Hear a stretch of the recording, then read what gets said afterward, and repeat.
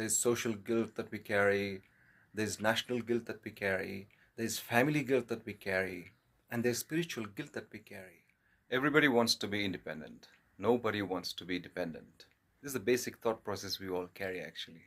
And as long as we are divided into these two things, we will always suffer from guilt. Let me explain how. You see, even a kid hates to be dependent. He or she would want to have everything without asking, without being dependent on others, and without having to go through that guilt. But it doesn't work like that. We know it, but we cannot help it. So when you get into meditation or some spiritual practice, usually your philosophy gets a clarity and you start understanding things from a completely different perspective. And that perspective might look like a conflict, might look like a friction happening in the mind, but this is very necessary for our spiritual growth because that emancipates us from this bondage. When our thoughts are clear, when we see from different perspective and understand things in a greater light, that's when we can call ourselves free. And one such theory came my way a long time ago. A coach and motivational speaker, and he has authored many books. His name is Stephen Covey, and his book, Seven Habits of Highly Effective People, it's an outstanding work, and most of the management world has used it and still using it. He gave us a perspective that is called not dependence, not independence, but interdependence. The moment I came across this word, something happened to me. And that guilt we all suffer from in this world, especially us Indians, because our culture is ingrained with this 5-letter stupid word called guilt. It just evaporated. And I started seeing things in a very different light. I'm like, yeah, it's true.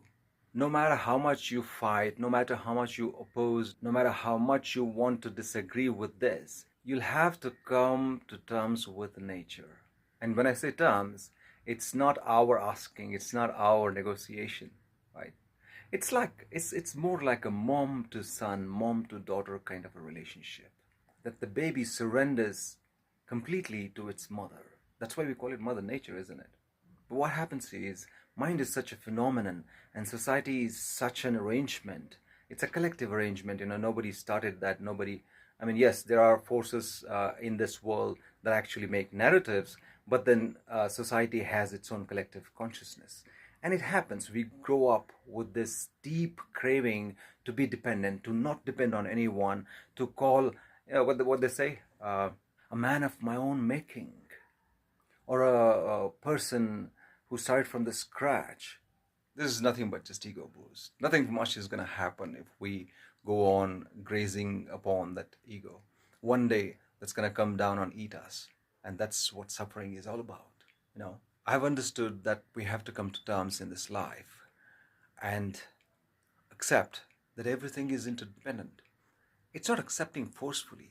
If you see it clearly, when you get into meditation, it all comes very clear to us. When you see things, we are all interdependent. Every creature, everything in this world is interdependent. We cannot exist without the help of so many things, whether it's in the nature or in the society itself. I'm not saying you leave everything and just sit there and then say that, we are interdependent and now I can just depend. It's not a problem. It removes the friction in mind, the struggle that we have witnessed with our own ego that produces guilt, that produces friction, and then this unsettling feeling. It's like song, I can get no satisfaction. It's like that. It's not only about the things that we need satisfaction from eating or living in good standards or having a lover or something like that. It is also a satisfaction with our own selves. Ultimately, contentment is that with oneself.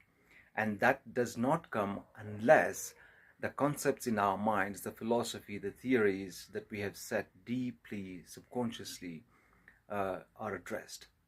Such motivators like Stephen Covey, such authors, such great people as mentors in this world have to happen. And because they have struggled the same, they've gone through the same journey of achievements and setbacks and shortcomings and the sadness, the happiness, everything, they leave us these gems from their own experience.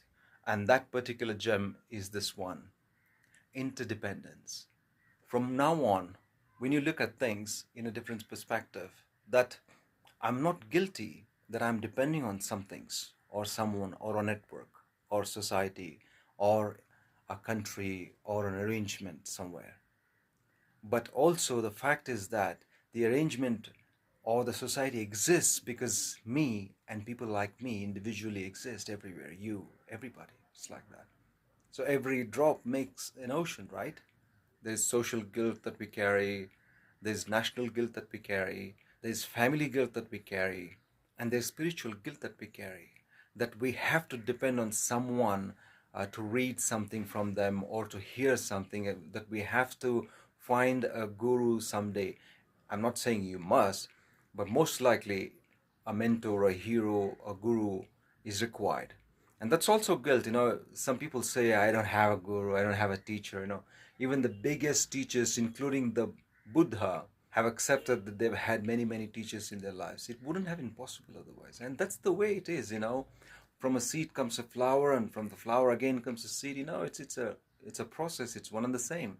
But our guilt inside creates a friction, and it wants us to go against that very arrangement of the nature. And when we see things from this perspective, that we are interdependent on everything around us, then we are free.